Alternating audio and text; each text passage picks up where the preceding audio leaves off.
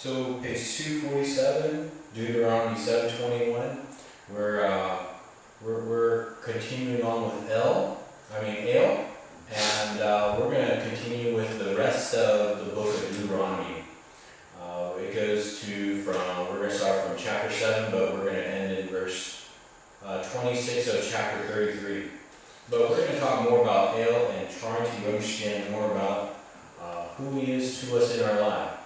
Ale, you'll notice the appearance of Ale, not just for what we see as mentioning of how there will be some types of manifestations that would occur. Sometimes they'll talk of an angel being that would just manifest in the Old Testament.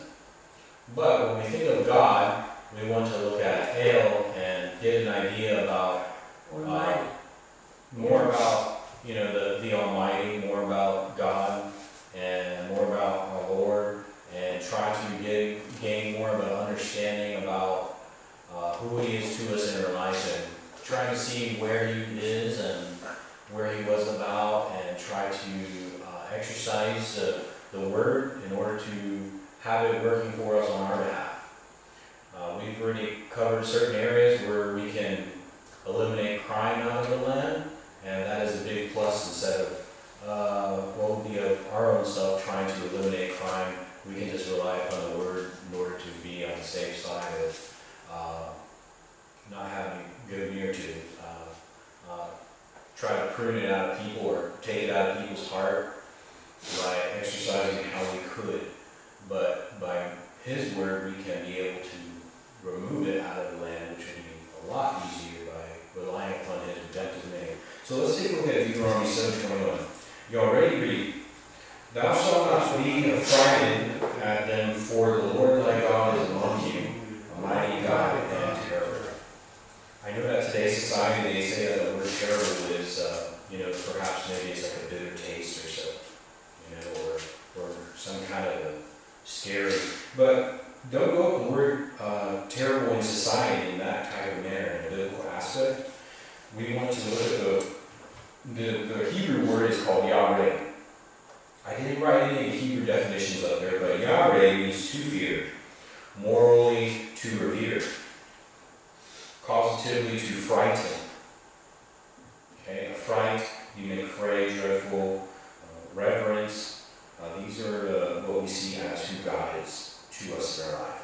The reason why we want to be that way is because of, Christianity has ways of means of how to be in life.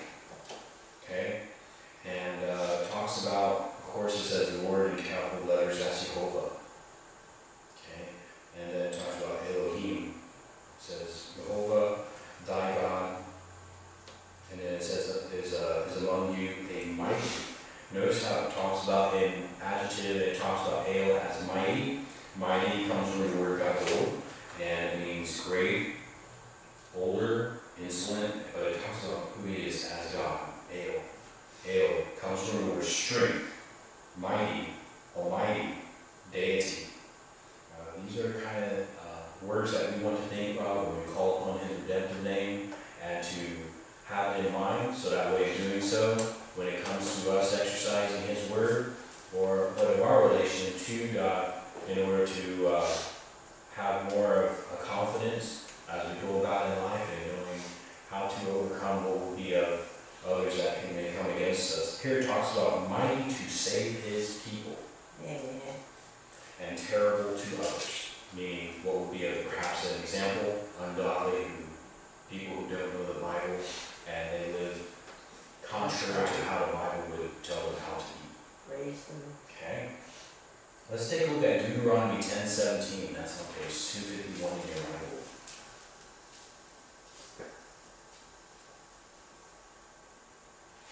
Y'all ready to read? For the Lord your God is God, the Lord of lords, the great God, mighty and terrible, regarding not persons, nor take it before. Alright, so it gives us a lot of names here. It says Lord of lords. Of course, we see the first Lord, which is all capitalized, as Jehovah, and it talks about Elohim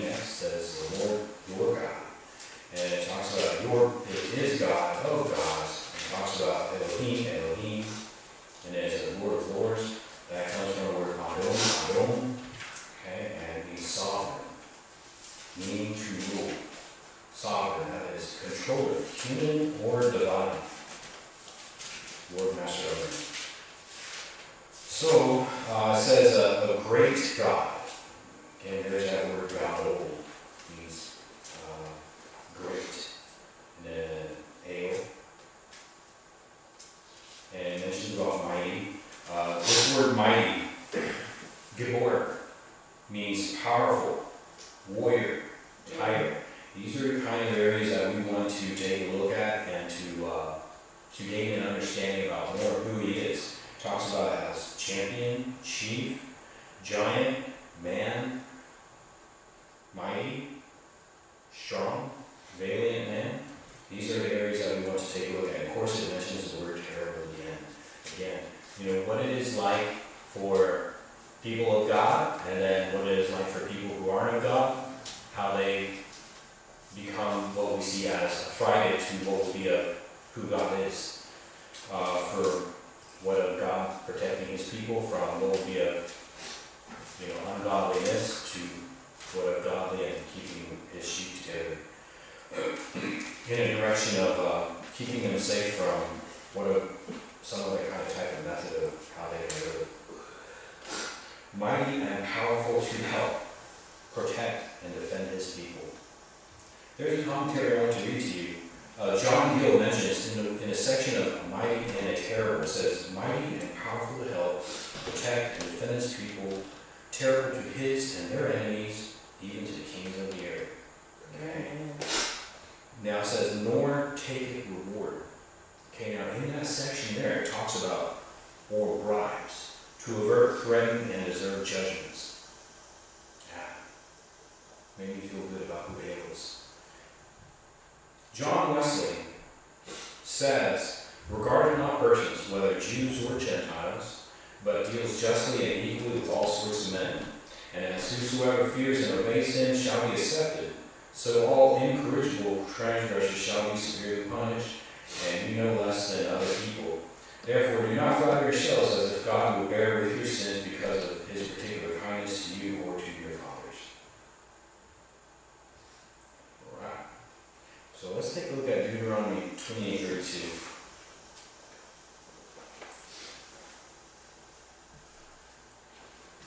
Y'all ready to read?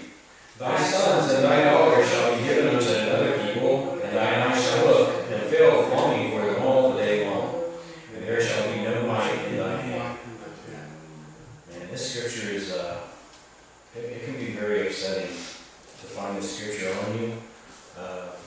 As for me, in my case, since my redemptive name is Dale, it was very upsetting, but I love my spiritual family. So here it talks about John Gill. We'll read this section from John Gill. Says, for them all the day long. In that section there, it talks about expecting every day their children will be returned to them. At least wishing and hoping they would, their hearts yearning after them. Okay? That's how upsetting it would be. Okay? And then it talks about where it says, and then on the other hand, though we see the parental aspect, but from the children's aspect would be what howlings and lamentations were made by the women, and there were none pitied them and comforted them or could help them. So that's how upsetting and hurtful it was, on both sections. What we see as the parental aspect, wishing and hoping for the children's return, and yearning, their hearts yearning. And then what we see as the children, howlings and lamentations, and then what we see as that there was nobody there for them to comfort them. So people who were taken captive and conquered, and that they were given or sold to other persons.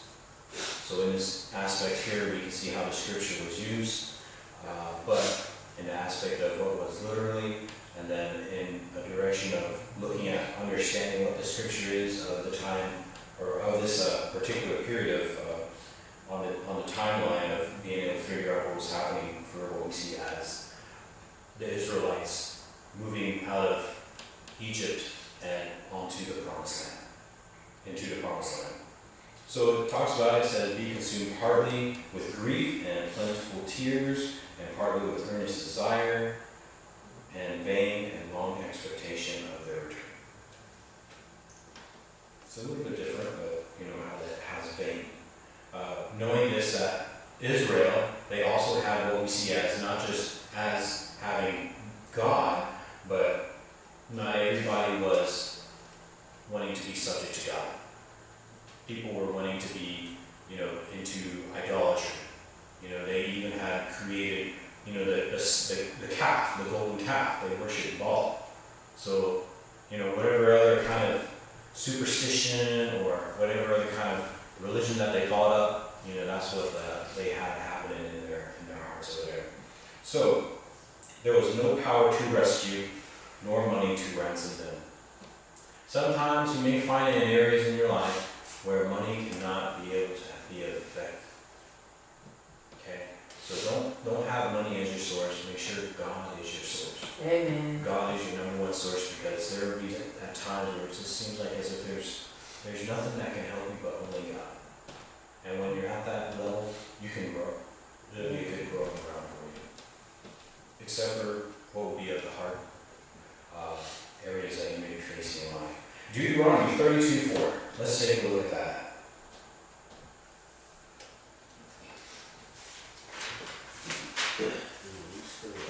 You already read. He is the rock, his work is perfect, for all his ways are judgment, a God of truth, without iniquity, just and right is he. So, here it talks about he is the rock. Amen. So, rock comes from the word sur. Sur means, of course, cliff. It talks about rock or boulder. It talks about refuge. Amen. Mighty God. Okay. So, it says he is perfect. Okay, we want to know that our Lord is perfect. We want to know that our God is perfect. Redemption and salvation are perfect works. A God of truth, when it talks about, it says a God of truth and without iniquity, we're talking about constant to his promises.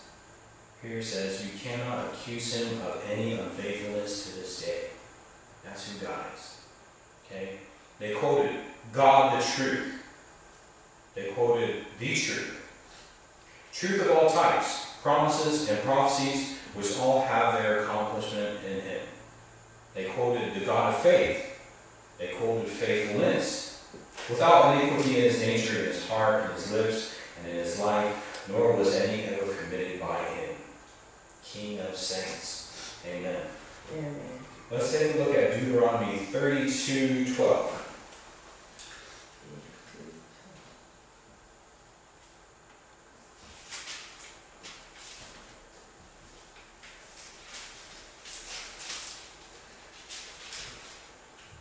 Y'all ready? Read. So the Lord alone did lead him, and there was no strange God with him. Alright, so here in this passage of scripture, his power only led them out of Egypt and in the wilderness. And when we take a look at this, he was actually, in this particular passage of scripture, for the leading, was a pillar of fire. Right? No, it was a pillar of fire and a cloud. Amen. So fire by night, cloud by day. And that's how God was leading them along that way. It says there was no strange God with him, meaning it was the same leading. Okay? So, though there may be what there may be, but just know that it's God who leads. Let's take a look at 32:18. Y'all ready? Read. Of the rock that begat thee, thou art unmindful, and hast forgotten God that formed thee. So here in this passage of scripture, it talks about the rock again. That's who our Father is, our God. And then it talks about, we can't be unmindful of him that made who we are, that made us in the womb, that formed us. Let's take a look at verse 21. You already read. They have moved me to jealousy with that which is not God. They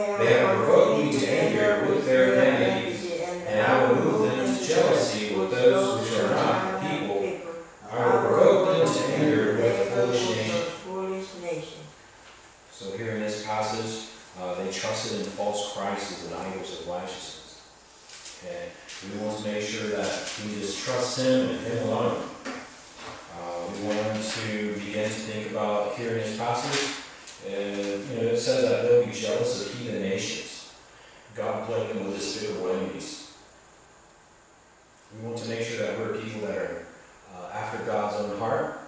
We want to make sure that we're people that are following after who God is in our life, and not looking, a different direction, or looking a different way in life. Let's take a look at the next chapter over, page 285, Deuteronomy chapter 33, verse 26. All right, all together, everybody. Let's read this verse. Everybody there? Y'all ready to read? There is none like unto the God of Jeshurun, who rideth upon the heaven in thy help, and in his excellency on the sky. Now, I really like this verse scripture. It's, have you seen that store in the mall? They got Aeropostale. They got an abbreviated name now, or nickname. They call it AERIE.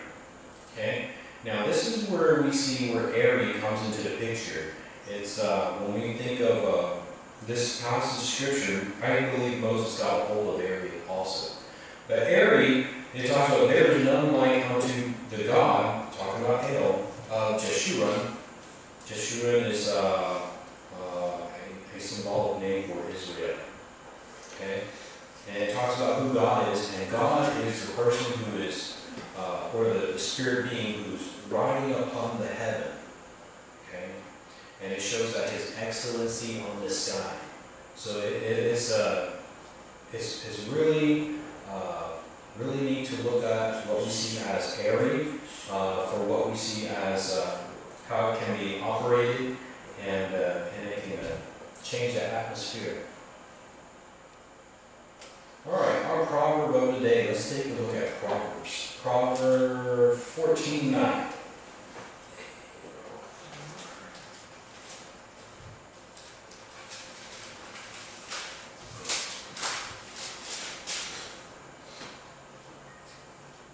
Y'all ready to read?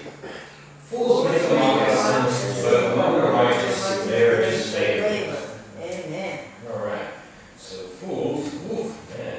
Here it talks about the word comes from the Hebrew word edil, means to be perverse, figuratively silly, fool, foolish man. So it says make a mock at sin. They seem to make a jest of sin. Okay? They call evil good. We want to make sure that we don't do that. We don't rejoice at it. It says, but among the righteous there is favor. They enjoy the favor of God and man. There is a goodwill when it comes to that, when it says, but among the righteous there is favor. We want to look to the righteous. When it comes to this proverb, we're talking about people who were ungodly and people who were people of God that were made righteous in God. We want to think about, that there is favor among people who are God's righteousness. Amen. Amen. Favor comes from the word ratson, and it means delight, be acceptable, accepted, delight, desire, favor, good pleasure, own or self or voluntary will. As well will. So we want to make sure that we do gain favor. Amen. To receive favor is good. It's better than not receive favor. So you can imagine what it's like. If of other religions they don't have quite as much as what we see as ours. But I don't know too many religions very well. I just know most of it is Christianity. But all right. So what of ungodliness? I don't know if they have what kind of favorism or favors. Let's go ahead and stand up and worship the Lord.